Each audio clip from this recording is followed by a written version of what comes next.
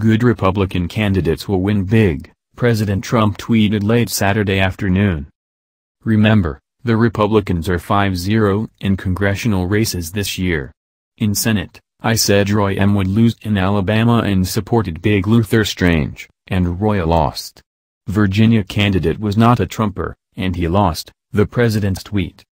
On Friday, the president signed into law the greatest legislative accomplishment of his administration, and the most significant tax reform in the past 3 decades, the Tax Cuts and Jobs Act of 2017.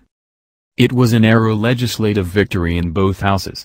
In the Senate, the margin was 51-48, entirely along partisan lines.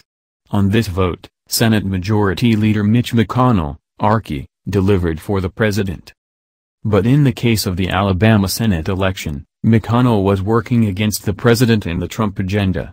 So, when the Senate convenes in January, the narrow 52-48 Republican advantage will be an even narrower 51-49 margin, and the 49th vote that Senate Majority Leader Chuck Schumer, DNY, will now be able to rely upon will be the far-left Democrat McConnell helped elect over conservative Republican and Trump agenda-supporting Roy Moore, the now Senator-elect Doug Jones, DL.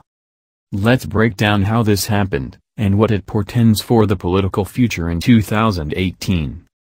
I said Roy M. would lose in Alabama and supported Big Luther Strange, and Roy lost, the president says. Emphasis added. What President Trump fails to note is that Mitch McConnell's establishment ally Strange lost the Alabama Republican primary to Moore after the president endorsed him.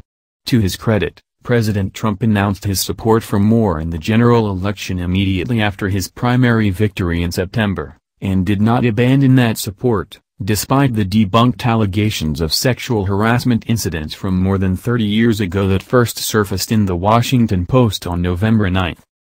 McConnell, in contrast, used these allegations as an excuse to abandon the legitimately elected nominee of the Republican Party for the December 12 special election. And his establishment allies, including Alabama's most prominent former Democrat, Senator Richard Shelby, RL, helped elect a radical Democrat to a seat in a state President Trump won by 28 points in 2016, by publicly encouraging Republicans not to vote for Moore, the party's nominee.